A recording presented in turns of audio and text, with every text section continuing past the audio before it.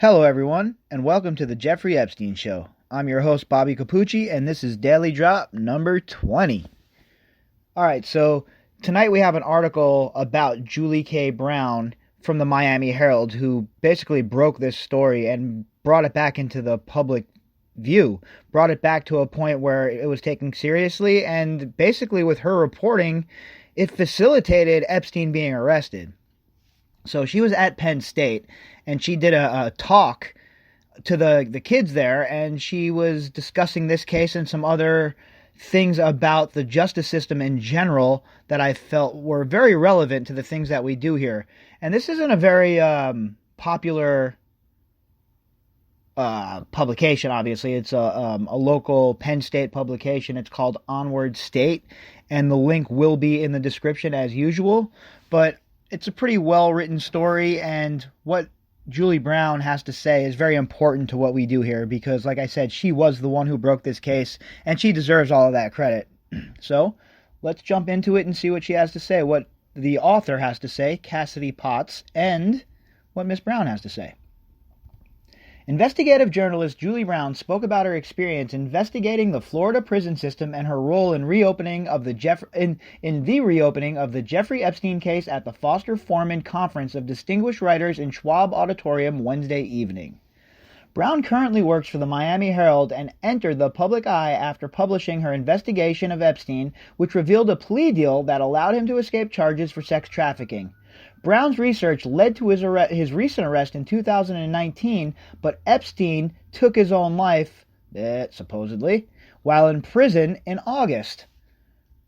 Early in her career, while working for the Philadelphia Daily News, Brown said she found her niche covering vulnerable communities, and she said she came to love finding justice for those who were not as well represented as the wealthy residents of Philadelphia. When she moved to Florida to work for the Herald, Brown said she was sure it would be a short gig she'd take on before moving back to continue pursuing journalism in Philadelphia. However, being in a new city didn't change the stories she wanted to pursue. Brown began covering people who were racially profiled as well as corruption in the Florida prison system after learning about a mentally ill inmate, Darren Rainey, and the cruel punishments by prison guards at the Dade Correctional Institution that ultimately led to his death. Rainey's story was the first in the investigative series Cruel and Unusual, which tells stories of patterns of abuse in the Florida prison system and elicited a federal investigation of Lowell Correctional Facility in Central Florida in 2018. Brown's story changed Florida prison systems and led to better health care and programs for mentally ill inmates to help get them back into the community. Someone once told me, if you never do anything else again other than this prison story, you've really accomplished a whole lot in your life because you changed so many lives by bringing some sort of organization and reform to the Florida prison system, Brown said. Brown's interest in underrepresented and vulnerable communities led her to investigate what became her best-known story surrounding the Epstein sexual abuse case. While working on a series of stories about a women's prison in Florida, Brown spoke to many inmates about sex trafficking and stumbled upon the name Jeffrey Epstein in many of her searches. So, what we have here is obviously the whole genesis of this whole entire investigation. This is important stuff here, guys. This is how Julie K. Brown figured it all out, how she came to get on Jeffrey Epstein's trail. This is how she became the dog in this case, the one who did all the hard work and really busted it wide open. While working on a series of stories about a women's prison, okay, read that. All right. I thought it was remarkable that this man who was wealthy and politically connected and somehow managed to get away with trafficking dozens, if not hundreds of underage girls, Brown said. When Alexandra Acosta, the attorney who approved a plea deal for Epstein in 2008, was nominated as labor secretary by President Donald Trump in 2017, Brown began to question how the victims felt now that the man who had let Epstein get away with molesting them was working for an agency that oversees human trafficking and child labor laws. All right, well, we all know that, according to Acosta, he told the Trump transition team that Epstein belonged to intelligence, and the Trump transition team, I guess, vetted it and went along with it anyway. I watched Acosta's confirmation hearings, and I thought maybe some of the people in Congress and Senate would start asking questions because it was well known that he had signed off on Epstein's deal. But it was as if the case had slipped from history. No, it's not. I don't think it slipped from history, but I think that a lot of the people that were around Trump, especially when he first took office, were the same people that were dwelling around in Washington, D.C. for a long time. How many of those people have turned tail on him? How many of those people have tried to be informers and tried to be part of the resistance? And if you agree with it or not, and this is not the place we'll discuss it, but it gets to a point where it's hard to take anything serious that they say. And important things like this Epstein case slip through the cracks, not only because there's incredibly evil people running the whole world, but because it fits a narrative. So that's why it slips through the cracks. That's why things like this aren't blasted all over the media, aren't running wild-eyed. I mean, if you take a look at the Jeffrey Epstein news today, there's hardly anything going on. You're telling me there's no stories to report on? It's crazy. So anyway, Brown started to investigate the girls who were victims of Epstein's trafficking, and what she thought would be one article turned into the biggest project of her career. Brown found that many of Epstein's victims had fallen into drug addiction, had become sex workers, were in prison, or had died from drug overdoses. While many reporters had covered this story, Brown knew there was a bigger story to tell about the prosecutors that allowed Epstein to get away with sex trafficking. Brown said her search for justice has followed her and inspires the stories she tells. She not only found an even larger problem surrounding Epstein and the prison system, but also saw how victims were betrayed by those who were supposed to protect them. Prosecutors kept the whole deal away from the victims, Brown said. They didn't give the victims any say in it, and off Epstein went to his cushy jail term. I found through my investigation that they intentionally kept it from them. It was done by design because they were worried if the victims found out that prosecutors were going to cut a plea bargain, they would show up in court. Not only did prosecutors convict Epstein on charges of prostitution instead of sex trafficking, but Brown said they also ignored evidence found during the police investigation. And why would they do that? I wonder why. And this is so much bigger than Acosta, folks. The only reason Acosta is even a prevalent name in this whole entire case is because he was attached to Trump. And that's it.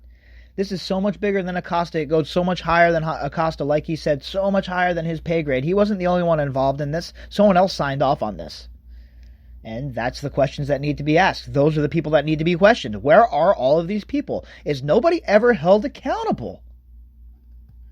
Physical evidence such as the girl's report card, appointment scheduled for the victims to meet with Epstein, and phone numbers in the trash were ignored.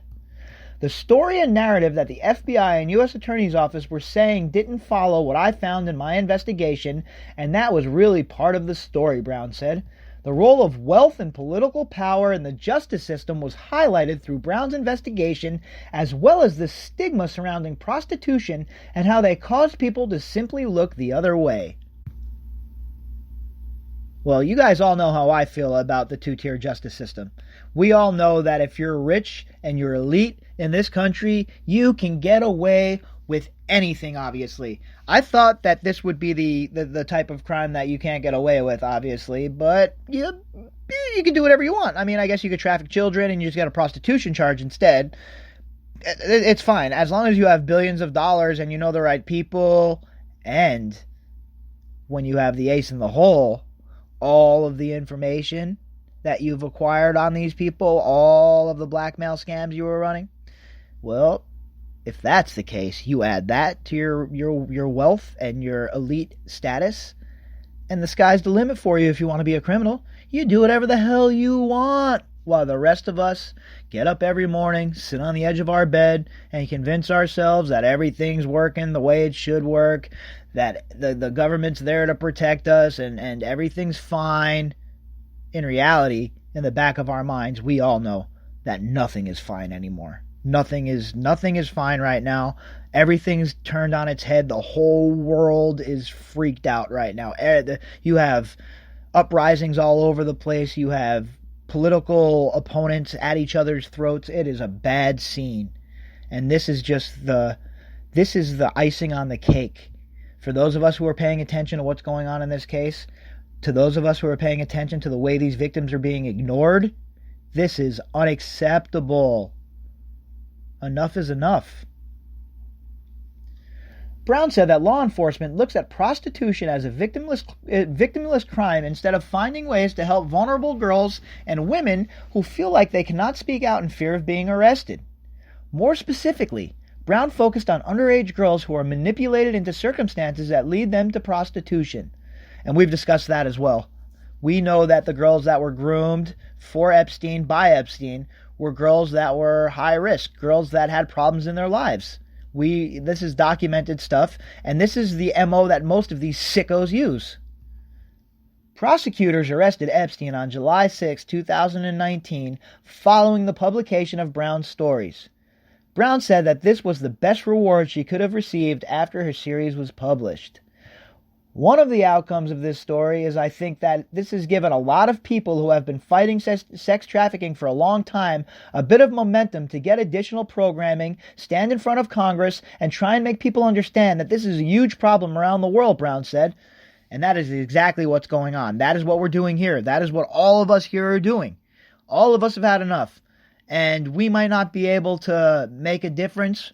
One person, one of us, bitching to our families. But when we all get together, we have a powerful voice. And when we have journalists, real journalists like Julie Brown, chasing stories down the way she did, well, there's really hope to hold these people accountable.